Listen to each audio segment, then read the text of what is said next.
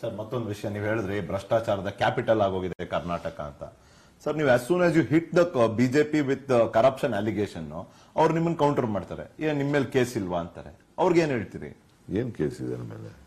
ಇನ್ನು ಯಾವ್ದಾದ್ರು election commission ಇಲ್ಲ ಯಾವ್ದಾದ್ರು ಒಂದು government of India, government of Karnataka ನನ್ನ ಮೇಲೆ ಏನಾದ್ರು ಒಂದು ಎನ್ಕ್ವೈರಿ ಕಂಡಕ್ಟ್ ಮಾಡ್ಬಿಟ್ಟು ನೀ ಪವರ್ ಮಿನಿಸ್ಟರ್ ಆಗಿದ್ದಪ್ಪ, ನೀ ಕನ್ನಡ ಕಲ್ಚರ್ ಮಿನಿಸ್ಟರ್ ಆಗಿದ್ದೆ, ನೀ ಮೆಡಿಕಲ್ ಎಜುಕೇಶನ್ ಮಿನಿಸ್ಟರ್ ಆಗಿದ್ದೆ, ನೀ ಅರ್ಬನ್ ಡೆವಲಪ್ಮೆಂಟ್ ಮಿನಿಸ್ಟರ್ ಆಗಿದ್ದೆ, ಸಿದ್ದರಾಮಯ್ಯನವರು ಇಷ್ಟು ಪೋರ್ಟ್ಫೋಲಿಯೋ ಇಟ್ಕೊಂಡಿದ್ರು ಅಂತ ಹೇಳಿ ನಮ್ಮ ಮೇಲೆಲ್ಲ ಏನ್ ತೆಗೆದ್ಬಿಟ್ಟು ಒಂದು ಎನ್ಕ್ವೈರಿ ಮಾಡಿ ಕಮಿಷನ್ ಆಫ್ ಎನ್ಕ್ವೈರಿಲಿ ಏನಾದ್ರು ಪ್ರೆಸೆಂಟ್ ಮಾಡ್ಬಿಟ್ಟು ಕೇಸ್ ಹಾಕ್ಬಿಟ್ಟಿದ್ದಾರೆ ನಮ್ಮ ಮೇಲೆ. ಯಾರಿಗೆ ಹೇಳ್ತಾ ಇದ್ದಾರೆ ಇವರು? PWD 2.5 ಲಕ್ಷ ಕಾಂಟ್ರಾಕ್ಟ್ಗಳಿದ್ದಾರೆ. 2.5 ಲಕ್ಷ ಕಾಂಟ್ರಾಕ್ಟರ್ ಅಫಿಷಿಯಲ್ ಆಗಿ ಕಾಂಟ್ರಾಕ್ಟ್ ಅಸೋಸಿಯೇಷನ್ ಪ್ರೈಮ್ ಮಿನಿಸ್ಟರ್ ಕಾಗದ ಬರೀತಾರೆ, ನಿಮ್ಮಲ್ಲಿ ಹಿಂಗ್ ನಡೀತಾ ಇದೆ ಅಂತ. ಸ್ವಾಮಿಗಳು ಹೇಳ್ತಾರೆ ನಾವು 30% ಕೊಡಬೇಕು ಅಂತ. ವಿಶ್ವನಾಥ್ ಹೇಳ್ತಾ ಇದ್ದಾರೆ, ಬಿಜೆಪಿ MLC. ಯತ್ನಾಳ್ ಹೇಳ್ತಾ ಇದ್ದಾನೆ ಮಂತ್ರಿಗಿರಿಗೆ ಇಷ್ಟು ಕಸ ಕೊಡಬೇಕು ಅಂತ. ಸೊ ಅವನ ಗೂಳಟಿ ಶೇಖರ್ ಹೇಳ್ತಾ ಇದ್ದಾರೆ. ಪ್ರತಾಪ್ ಸಿನ್ಹಾ ಹಾನರಬಲ್ MP, ಬಹಳ ಪ್ರಜ್ಞಾವಂತ, ವಿದ್ಯಾವಂತ, ಬುದ್ಧಿವಂತ. ಅವನು ಸ್ಟೇಜ್ ಮೇಲೆ ಹೇಳ್ತಾ ಇದ್ದಾನೆ ವೈಸ್ ಚಾನ್ಸಲರ್ಗೆ 4 ರಿಂದ 10 ಕೋಟಿ ಕೊಡಬೇಕು ಅಂತ. ಇದಕ್ಕಿನ ಎವಿಡೆನ್ಸ್ ಏನ್ ಬೇಕು? ಲೋಕಾಯುಕ್ತವ್ರು ಹೇಳಿದ್ರು ನೋಡಪ್ಪ MLA ಚೇರ್ಮನ್ ಮಾಡಾಳ್ ವಿರೂಪಾಕ್ಷಪ್ಪ ಹಿಂಗ್ ತಗೊಂಡಿದ್ದಾನೆ ಅಂತ ಅಂದ್ಬಿಟ್ಟು ಅವ್ರು ಹೇಳಿದ್ರು. ಸಾಕ್ಷಿ ಕೇಳ್ತಾರೆ. What more you want Nikhil? Is is not a shame? ಅಲ್ಲ ರೀ, ಪೊಲೀಸ್ ಸಬ್ ಇನ್ಸ್ಪೆಕ್ಟರ್, ಇಂಜಿನಿಯರ್ದು ಎಲ್ಲ ಐತಲ್ಲ, ಯಾರು OMR ಶೀಟ್ ಬದಲಾವಣೆ ಮಾಡಿಸ್ತಾರೇನ್ರಿ? ವಿತೌಟ್ ಹೋಮ್ ಮಿನಿಸ್ಟ್ರಿಗಳು ಸಪೋರ್ಟ್ ಇಲ್ಲದೆ ಯಾರೊಬ್ಬ DGನ ಅವನು ಬಿಡಿಸಿ ಓಲೆ ಅವನಿಗೆ ಓಪನ್ ಆಗಿ ಸ್ಟೇಟ್ಮೆಂಟ್ ಕೂಡ ಕೇಳಿ ಯಾರು ಬೆಂಬಲ ಕೊಟ್ಟಿದ್ದಾರೆ ಅಂತ ಹೇಳ್ತಾರೆ. ಎಲ್ಲರೂ ಯಾವ್ದಾದ್ರು ಕಾಲದಲ್ಲಿ ಇದೆಯೇನಪ್ಪ? ಈಗ ನಾನು ಪವರ್ ಮಿನಿಸ್ಟರ್ ಆಗಿದ್ದು, ಒಂದು 25,000 ಜನ ಕೆಲಸಕ್ಕೆ ತಗೊಂಡಿದ್ದೀನಿ.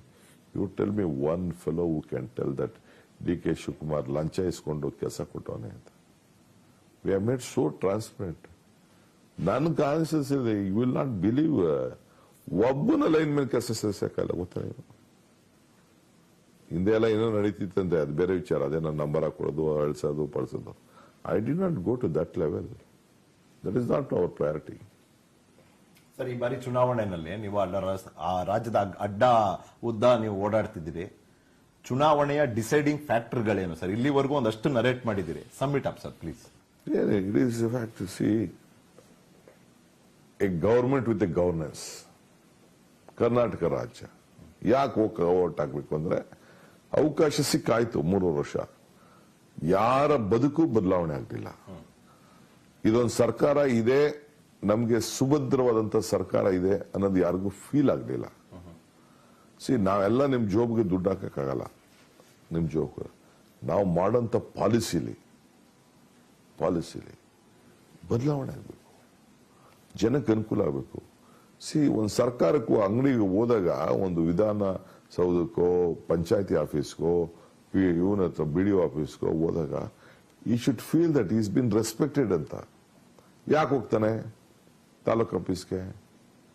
ಸಮಸ್ಯೆ ಇದ್ರೆ ಮಾತ್ರ ಹೋಗ್ತಾನೆ, ನೋವಿದ್ರೆ ಮಾತ್ರ ಹೋಗ್ತಾನೆ. ಅವನು ಒಂದು ಪರಿಹಾರ ಹುಡುಕ್ಬೇಕು. You should have a positive approach, not the negative approach. ಜನಕ್ಕೆ ವಲಸೆ ಹೋಗೋದನ್ನು ತಪ್ಪಿಸ್ಬೇಕು. ಅವನ್ ಭಾರ ಹಾಕ್ಬಾರ್ದು. ಕೋವಿಡ್ ಸಂದರ್ಭದಲ್ಲಿ ನಾನು ಸಿಂಪಲ್ ಹೇಳ್ತಾ ಇದ್ದೀನಿ, ಇಲ್ಲೇ ನಾನೀಗ ಮೈಸೂರು ಮಾತಾಡ್ತಾ ಇದ್ದೀವಿ. ಏನ್ರಿ 36 ಜನ ಆಕ್ಸಿಜನ್ ಕೊಡದೆ ಸತ್ತರಲ್ಲ, ನಿಮ್ಗೊಂದು ಮಾನವೀಯತೆ ಬೇಡವಾ? ಹೆಂಗ್ ಸತ್ರು ಅವರು? ಸರ್ಕಾರ ಏನ್ ಸಹಾಯ ಮಾಡ್ತು? ಏನಾದ್ರು ಒಂದು ಘೋಷಣೆ ಮಾಡಿದ್ದೀರಾ? ಎಲ್ಲ ಕೋವಿಡ್ ಅವ್ರಿಗೆಲ್ಲ ದುಡ್ಡು ಕೊಡ್ತೀನಿ ಅಂತ ಹೇಳಿದ್ರಲ್ಲ, ಯಾರು ಕೊಟ್ರಿ? 20 ಲಕ್ಷ ಕೊಟ್ಟಿರಿ. ಒಂದು ಅಡ್ವರ್ಟೈಸ್ಮೆಂಟ್ ಕೊಡಿ ಅಂತ ಹೇಳಿ ಯಾರು ಕೊಟ್ರ? This is not. ನಿಮ್ಗೆ ಆ ಜನರ ಭಾವನೆ ಮೇಲೆ ನೀವು ಜನರಿಂದ ಅಧಿಕಾರಕ್ಕೆ ಬಂದಿದ್ದೀನಿ. ಜನ ಕೊಟ್ಲಿಲ್ಲ, 104 ಕೊಟ್ಟಿದ್ದು ಅದು ಬೇರೆ ವಿಚಾರ. ಅಟ್ಲೀಸ್ಟ್ ಆ 104 ಜನಕ್ಕೆ ಕೊಟ್ಟವ್ರಿಗೆ ಈಗ ಯಡಿಯೂರಪ್ಪನ ಯಾಕೆ ತೆಗೆದ್ರಿ? ಈಗ ಬೊಮ್ಮಾಯಿ ಹೆಸರು ಯಾಕೆ ಹೇಳ್ತಾ ಇಲ್ಲ? Why are not telling that Bommai will be the next chief minister? ಮೋದಿಗೆ ಓಟ್ ಕೊಡಿ ಅಂತ ಕೇಳಿದ್ರೆ ಮೋದಿನ ಇಲ್ಲಿ ಸರ್ಕಾರ ನಡೆಸೋದು? ಅಲ್ಲಿಗೆ ಬಂದೆ ಸರ್. ಒಂದು ರಾಷ್ಟ್ರೀಯ ಪಕ್ಷಕ್ಕೆ ರಾಷ್ಟ್ರೀಯ ನಾಯಕತ್ವದ ಸಹಾಯ ಅನ್ನೋದು ಹೆಂಗ್ ಸಿಗಬಹುದು? ಬಲಿಷ್ಠ ರಾಷ್ಟ್ರೀಯ ನಾಯಕತ್ವದ ಅವಶ್ಯಕತೆ ರಾಜ್ಯ ಘಟಕಗಳಿಗೆ ಇದೆಯಾ? ಫೇಲ್ ಆಗೋಯ್ತಲ್ಲಪ್ಪ. 26 ಜನ MP ಹೋಗಿ ಮೇಕೆದಾಟು ಇಂಪ್ಲಿಮೆಂಟ್ ಆಗಬೇಕು, ಮಾದಾಯಿ ಇಂಪ್ಲಿಮೆಂಟ್ ಆಗಬೇಕು, ಕರ್ನಾಟಕ ರಾಜ್ಯಕ್ಕೆ ಇಷ್ಟು ಫಂಡ್ಸ್ ಬೇಕು ಅಂತ ಕೇಳಕ್ ಆಗ್ಲಿಲ್ವಲ್ಲಪ್ಪ. Tell me. ನೋಡಿ, ನಾನು ಒಬ್ಬ ಹಳ್ಳಿಯವನು, ನನ್ನ ಚಿಂತನೆ, ನಾವು ನಮ್ಮ ಮ್ಯಾನಿಫೆಸ್ಟೋ ಕೊಟ್ಟಿದ್ದು ಮಾತ್ರ, ನನ್ನ ಚಿಂತನೆ ಏನು, ನಾ ಹಳ್ಳಿಯಿಂದ ಬೆಂಗಳೂರು ಬಂದೆ. ಅಲ್ಲಿಂದ ಎಂದಕ್ಕೆ ಬಂದೆ? ವಿದ್ಯಾಭ್ಯಾಸಕ್ಕೆ ಬಂದೆ. ಅಲ್ಲಿ ನಮ್ಮನೆ ಖಾಲಿ ಇದೆ, ನಮ್ಮೂರಲ್ಲಿ ನಮ್ಮನೆ ಖಾಲಿ ಇದೆ, ಬರೀ ನಮ್ಮ ತಾಯಿ ಇದ್ದಾರೆ. ಅದೇ ನಾನು ವಿದ್ಯಾಭ್ಯಾಸ ನಮ್ಮೂರಲ್ಲಿ ನಾನು ಸರಿಯಾಗಿ ಹಳ್ಳಿಲಿ ಕೊಟ್ಟಿದ್ದಿದ್ರೆ, ನಂಗೆ ಸಿಕ್ಕಿದ್ದಿದ್ರೆ ನಾನು ಬೆಂಗಳೂರು ಬರ್ತಿರ್ಲಿಲ್ಲ. ನನಗಲ್ಲೇ ಉದ್ಯೋಗ ಸಿಕ್ಕಿದ್ರೆ ನಾನು ಬರ್ತಿರ್ಲಿಲ್ಲ. ಇದನ್ನ ನಾವು ತಡೆಗಟ್ಟಬೇಕು. ಅಲ್ಲೇ ನಮ್ಮ ಮಕ್ಕಳಿಗೆ ಒಳ್ಳೆ ವಿದ್ಯಾಭ್ಯಾಸ ಸಿಗಂಗೆ ನಾವು ಮಾಡಬೇಕು. ಅಲ್ಲೇ ತಾಲೂಕ್ ಲೆವೆಲ್ ಅಲ್ಲಿ 2 ಟೈರ್ 3 ಟೈರ್ ಸಿಟಿಗಳಲ್ಲಿ ಉದ್ಯೋಗ ಸಿಗಂಗೆ ಮಾಡಬೇಕು. ಇಂಥವೆಲ್ಲ ಸರ್ಕಾರದ ಯೋಚನೆ ಮಾಡಬೇಕು. ಆಗ ಎಲ್ಲ ಒತ್ತಡಗಳು ಕಡಿಮೆ ಆಗ್ತದೆ. ನೀರಾವರಿ, ಕೆರೆಗಳು ತುಂಬಿಸ್ಬೇಕು, ಅಂತರ್ಜಲ ಇಸ್ಬೇಕು. ಈ ಕ್ಲೋರೈಡ್ ನಮ್ಮಲ್ಲಿ ನೀವು just you have a trial in my ತಾಲೂಕ.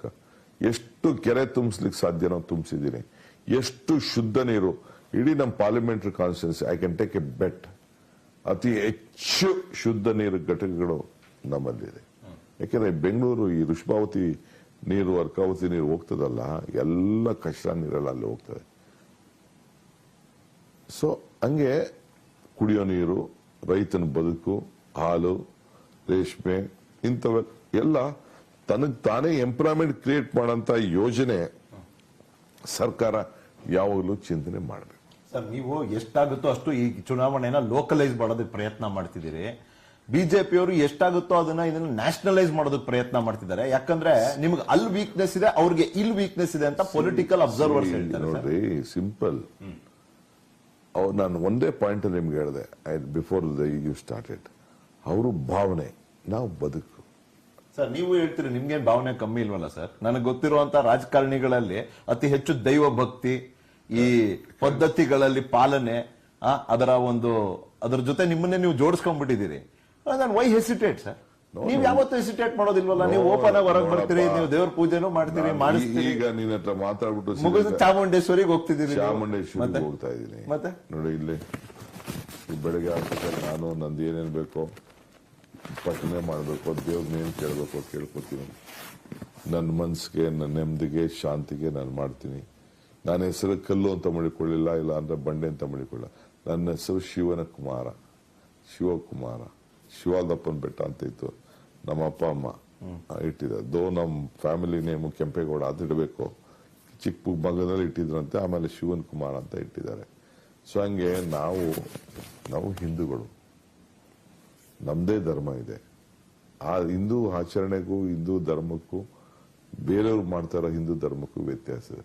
ಅವರು ಅಂದ್ರೆ ಬಿಜೆಪಿ ಹಿಂದೂಗೂ ಕಾಂಗ್ರೆಸ್ ಹಿಂದೂಗೂ ವ್ಯತ್ಯಾಸ. ಅವರು ಜನರ ಭಾವನೆನ ಹೊಡಿತಾ ಇದ್ದಾರೆ. ಅವ್ರದ್ದೇನಪ್ಪ ಅಂದ್ರೆ ಸಿಂಪಲ್, ನಾವು ಹಿಂದೂಗಳು, ನಾವು ಮುಂದು. ನಮ್ದಂಗಿಲ್ಲ. ನಾವು ಹಿಂದೂ, ಕ್ರೈಸ್ತರು, ಸಿಖ್ರು, ಜೈನರು, ಒಕ್ಕಲಿಗರು, ಲಿಂಗಾಯತರು, ಬ್ರಾಹ್ಮಣರು, ಪರಿಷ್ಠರು, ನಾಯಕರು, ನಾವೆಲ್ಲ ಸೇರಿ, ಕುರುಗುರು, ಎಲ್ಲ ಎಷ್ಟೆಷ್ಟು ಜಾತಿ ಇದೆ ನಾವೆಲ್ಲ ಸೇರಿ ಒಂದು. ಅವ್ರ ಹಿಂದೂ ಮುಂದು, ನಾವೆಲ್ಲ ಸೇರಿ ಒಂದು. ಸರ್, ಈ ಭಾವನೆ ಅನ್ನೋ ವಿಷಯದಲ್ಲಿ ಬಿಜೆಪಿಗೆ ಯಾವಾಗ್ಲೂ ಅಪ್ಪರ್ ಹ್ಯಾಂಡ್ ಸಿಗುವಂತ ನಡೆ ಯಾಕೆ ಕಾಂಗ್ರೆಸ್ ಆಗುತ್ತೆ ಅನ್ನೋ ಒಂದು ಪ್ರಶ್ನೆ ಬಂದ್ಬಿಡುತ್ತೆ ಸರ್. ಕಾಂಗ್ರೆಸ್ ಯಾಕೆ ಓಪನ್ ಆಗಿ ನೀವ್ ಹೇಳ್ತಿದಿರಲ್ಲ ಸರ್, ನಾವು ಹಿಂದೂ ಹೇಳೋದ್ರಲ್ಲಿ ತಪ್ಪೇನಿದೆ? ನಿಮ್ಮ ಹೆಮ್ಮೆಯನ್ನ ನೀವು ಎದುರ್ಕೊಳ್ಳೋದಿಲ್ಲ ರೀ. ಕಾಂಗ್ರೆಸ್ ಆಫೀಸಲ್ಲೇ ಹೋಮ ನಡೆಸ್ತೇನೆ ನಾನು. ಕೆಲವೆಲ್ಲ ಕೈಯಪ್ಪ ಅಂತ ಅಂದ್ರು, ಏನಾರು ಅನ್ಕೊಳ್ಳಿ, ಅದೆಲ್ಲ ತಲೆ ಕೆಡ್ಸ್ಕೊಳ. ಹೋಮ ನಡೆಸಿಸ್ಬಿಟ್ಟು ಸೆಕ್ಯುಲರ್ ಆಗೋದಕ್ಕೆ ಹೋಮ ಮಾಡದೇ ಇರೋದು ಅವಶ್ಯಕ.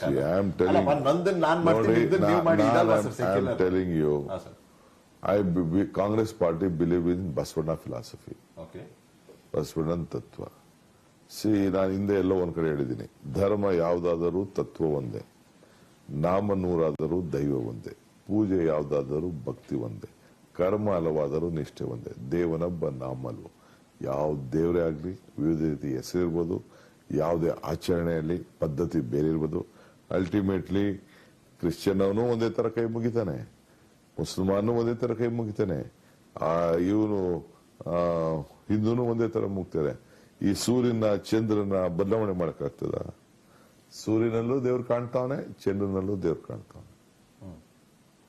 ಸರ್ ಸಿದ್ದರಾಮಯ್ಯ ಹೇಳ್ತಾರೆ ನನ್ನ ಹೆಸರಲ್ಲೇ ರಾಮ ಇದೆ ಅಂತ, ಆಯ್ತಾ ಸರ್? ನೀವ್ ಹೇಳಿದ್ರೆ ನಾನೊಬ್ಬ ಆಂಜನೇಯ ಭಕ್ತ ಅಂತ. ಸರ್, ಈ ಬಜರಂಗ್ ದಳ ಅಂತ ಮೆನ್ಷನ್ ಮಾಡ್ತೀವಿ. ಸಿದ್ದರಾಮಯ್ಯನವ್ರು ಹೇಳ್ತಾರೆ ನಾವು ಬಜರಂಗ್ ದಳ ಅಂತ ಹೇಳಲಿಲ್ಲ, ಯಾವುದೇ ಒಂದು ಸಂಘಟನೆ, ನೀವ್ ಹೇಳಿದ್ರಲ್ಲ ಅವಾಗಲೇ ಶಾಂತಿ ಕದರ್ಸೋ ಅಂತ ಕೆಲಸ ಮಾಡಿದ್ರೆ. ವೀರಪ್ಪ ಮೊಯ್ಲಿ ಅವರು ಹೇಳಿದ್ದಾರೆ ಕಾಂಗ್ರೆಸ್ ಪಕ್ಷದ ಮುಂದೆ ಈ ಬ್ಯಾನ್ ಪ್ರಸ್ತಾವನೆನೇ ಇಲ್ಲ ಅಂತ. ಇದನ್ನ ಯೂ ಟರ್ನ್ ಅಂತ ನೋಡ್ಬೇಕಾ ಜನ? ಈಗ ಸದ್ಯಕ್ಕೆ ಲೆಟ್ ಅಸ್ ಸ್ಪೀಕ್ ಆನ್ ಹೊಟ್ಟೆ ಎಷ್ಟಿದೆ, ಹೊಟ್ಟೆ ತುಂಬಸಕ್ ಏನಂತ ಮಾತಾಡೋಣ. ಸರ್, ಈ ಎಲೆಕ್ಷನ್ ಡಿ ಕೆ ಶಿವಕುಮಾರ್ ಅವರ ಮಾಸ್ ಅಪೀಲಿನ ಒಂದು ಪರೀಕ್ಷೆನ? ಒಬ್ಬ ಮಾಸ್ ಲೀಡರ್ ಅಂದ್ರೆ ಡಿ ಕೆ ಶಿವಕುಮಾರ್ ಅವರ ಕಲ್ಪನೆಯಲ್ಲಿ ಅವನ ಗುಣಗಳೇನು? ನೋಡಿ, no man is perfect. Sure, no man is perfect. ಎಲ್ಲರೂ ಅವರು ತಪ್ಪುಗಳೆಲ್ಲ ಮಾಡ್ತಾರೆ. ನಾವು ಮಾಡ್ಬೋದು, ನೀವು ಮಾಡ್ಬೋದು, ಎಲ್ಲಾ ನಾಯಕರುಗಳು ಮಾಡ್ಬೋದು. ಒಂದು ಅವಕಾಶ ಜನ ನಂಬಿಕೊಡ್ಬೇಕು. ಲಾಸ್ಟ್ 3-4 ಇಯರ್ಸ್ ಸ್ಟೇಟ್ ರಾಟ್ಲಾಗಿದೆ. ನನ್ನ ಅಪೀಲು ಒಂದು ಒಳ್ಳೆ ಸರ್ಕಾರ ಆಳ್ತಾ ಜನರಿಗೆ ಮುಟ್ಟೋ ರೀತಿಲಿ ಮಾಡಬೇಕು, ಆಗ್ಬೇಕು. ಜನರಿಗೆ ನಮ್ಮ ಮೇಲೆ ನಂಬಿಕೆ ಇರಬೇಕು. ನಾವು ಬೇಕಾದಷ್ಟು 5 ಗ್ಯಾರಂಟಿಗಳನ್ನ ಜನರ ಮುಂದೆ ಇಟ್ಟಿದ್ದೀವಿ. ನಮ್ದೇ ಆದಂತ ಮ್ಯಾನಿಫೆಸ್ಟೋ ಇದ್ದೀವಿ. ಆ ಮ್ಯಾನಿಫೆಸ್ಟೋನ ಇಂಪ್ಲಿಮೆಂಟಬಲ್ ಮ್ಯಾನಿಫೆಸ್ಟೋ ಆಗಬೇಕು, ನಂಬರ್ 1. ಎರಡನೇದು, ಅದಕ್ಕೆ ರಾಜ್ಯನೂ ಶಕ್ತಿ ಆಗಿರಬೇಕು. ಈಗ ನಿಮ್ಗೆ ಆರೋಗ್ಯ ಇದ್ರೆ ನೀವು ಓಡ್ತೀರಾ, ನಿಮ್ಮ ಆರೋಗ್ಯ ಇಲ್ಲ ಅಂದ್ರೆ ಯಾರನ್ನ ಸಪೋರ್ಟ್ ಕೇಳ್ತೀರಾ? ಅಲ್ಲ. ರಾಜ್ಯಕ್ಕೆ ಆರೋಗ್ಯ, ಉತ್ತಮವಾದಂತ ಆಡಳಿತ ಕೊಟ್ಟು ಜನಗೆ ಸಂಪನ್ಮೂಲ ಶಕ್ತಿ ಬರೋ ರೀತಿಯಲ್ಲಿ ಮಾಡಿ ಸೇವೆ ಮಾಡಬೇಕು. ಅದಕ್ಕೆ ನಮ್ಮ ಪಕ್ಷ ಯಾವಾಗಲೂ ಕೂಡ ಬದ್ಧವಾಗಿದೆ. ಸರ್, ಈ ಮಾಸ್ ಅಪೀಲು ಮಾಸ್ ಲೀಡರ್ ಬಗ್ಗೆನೂ ಒಂದು ಭಾಗ ಕೇಳಿದೆ ಸರ್. ನಿಮ್ಮ ಮಾಸ್ ಅಪೀಲಿನ ಪರೀಕ್ಷೆ ಈ ಚುನಾವಣೆನಲ್ಲಿ ಆಗ್ತಾ ಇದೆಯಾ? ಡಿ ಕೆ ಶಿವಕುಮಾರ್ ಅವರು ಇವತ್ತು ಪ್ಲೀಸ್ ಸರ್, ನೀವು ಹೇಳ್ತಾ ಇದೀರಲ್ಲ, ನನ್ನ ಮಾಸ್ ಅಪೀಲ್ ಏನಂತಂದ್ರೆ ಐ ಆಮ್ ನಾಟ್ ನಾನು ಬರೀ ಭಾವನೆ ಮೇಲೆ ಓದೋನಲ್ಲ. ನನಗೆ ಏನೇ ಜಾಬ್, ಈಗ ನಾನು ಪವರ್ ಮಿನಿಸ್ಟರ್ ಇದ್ದೆ. 10,000 ಮೆಗಾವಾಟ್ ಇತ್ತು. ಶೋಭಾಕನು ಮಂತ್ರಿ ಇದ್ರು. ಎಲ್ಲ ಯಾಕೆ ಬೈದ್ರು, ಯಾಕೆ ತಗೋತಾ ಇದೆಯಾ ಪವರ್ ಅಂತಂದ. I want to create an history. I may not be permanent here, I may not leave for a long time. But ನೋಡ್ದ ನೆನೆ ಹೆಂಗಾಯ್ತು ಆಕ್ಸಿಡೆಂಟ್, ಏನೋ by luck. By luck I am telling you, ಈಗ 22,000 ನಾ ಈಚೆ ಬಂದಾಗ 22,000 megawatt. ಮೊನ್ನೆ governor speech ಅಲ್ಲಿ ಚೀಫ್ ಮಿನಿಸ್ಟರ್ ಏನ್ ಹೇಳಿದ್ದಾರೆ, ಗವರ್ನರ್ ಕೇಳಿ ಏನ್ ನಡೆಸಿದ್ದಾರೆ, 3,700 ಕೋಟಿ ರೂಪಾಯಿ ಪವರ್ ನಾವು ಮಾರಿದೀವಿ ಅಂತ ಹೇಳ್ತಾ ಇದ್ದಾರೆ. ಎಕ್ಸೆಸ್ ಪವರ್ ಇತ್ತು ರಾಜ್ಯದಲ್ಲಿ, ಮಾರಿದೀವಿ ಅಂತ ಹೇಳ್ತಾರೆ. ಹಂಗೆ ನೀವು ಏನಾದ್ರು ಮಾಡಿದ್ರೆ ಮಾಸಾಗೆ ಜನರಿಗೆ ಉಳ್ಕೋಬೇಕು. ಈಗ ಇಂದಿರಾ ಗಾಂಧಿ ಕಾಲ, ಉಳುವಿಗೆ ಭೂಮಿ, ಸೈಟು, ಪೆನ್ಷನ್, ಆಹಾರ ಬದ್ಧತೆ ಕಾಯ್ದೆ, ರೈಟ್ ಟು ಎಜುಕೇಶನ್, ಇವೆಲ್ಲ ಜನರಿಗೆ ಹೊಟ್ಟೆ ತುಂಬಿಸುವಂತದ್ದು. ಆಮೇಲೆ ಫಾರೆಸ್ಟ್ ಸೆಟಲ್ಮೆಂಟ್ ಆಕ್ಟ್, ಇವೆಲ್ಲ ಕೂಡ ಕಾನೂನಲ್ಲಿ ತಂದು ಜನರಿಗೆ ಎಂಪವರ್ ಮಾಡಿ ಅವರ ಬದುಕಿನಲ್ಲಿ ಬದಲಾವಣೆ ಮಾಡೋಂತ ತೆಗೆದುಕೊಂಡು ಬಂದ್ರು. ಈಗ ನನಗೂ ಕೂಡ ಉದ್ಯೋಗ, ನಾನು ಆಗ್ಲೇ ಹೇಳಿದಲ್ಲ, 2 ಟೈರ್ 3 ಟೈರ್ ಸಿಸ್ಟಿಲಿ ಎಲ್ಲ ಉದ್ಯೋಗಗಳು ಅಲ್ಲಲ್ಲೇ ಸಿಕ್ಬೇಕು. That is the mass. ಅಯ್ಯೋ ನಾನು ಬೆಂಗಳೂರಿಗೆ ಹೋಗುತ್ತಲ್ಪ, ಎಲ್ಲ ಮನೆಗಳಲ್ಲಿ ನನಗೆ ಹೊಟ್ಟೆ ಉರಿತದ್ರಿ. ಹಳ್ಳಿಗಳಲ್ಲಿ ಪಾಪ ಎಲ್ಲ ತಂದೆ ತಾಯಿಂದಿರ ಮನೇಲಿ ಅವರೇ, ದೊಡ್ಡ ದೊಡ್ಡ ಮನೆಗಳಲ್ಲಿ ಹಳ್ಳಿ ಕಟ್ಕೊಬಿಟ್ಟವ್ರೆ. ಆಗಿನ ಕಾಲದಲ್ಲಿ ಎಲ್ಲ ಕಾಲೇವೆ, ಮಕ್ಕಳೆಲ್ಲ ಹೋಗಿ ಅಲ್ಲೆಲ್ಲ ಗೂಡಲ್ಲಿ ಹೋಗಿ ಬೆಂಗಳೂರು ಸಿಟಿಲಿ ಹೋಗಿ ಸೇರ್ಕೊಬಿಟ್ಟು ಅಲ್ಲೆಲ್ಲ ಇದು ಆ ಡ್ರೈವರು ಸಣ್ಣ ಪಣ್ಣ ಕೆಲಸ ಅವು ಮಾಡ್ಕೊಂಡು ಹೋಗ್ತಾರೆ. ಏನೋ ಆಯ್ತು, ಬುದ್ಧಿವಂತರಿದ್ದಾರೆ.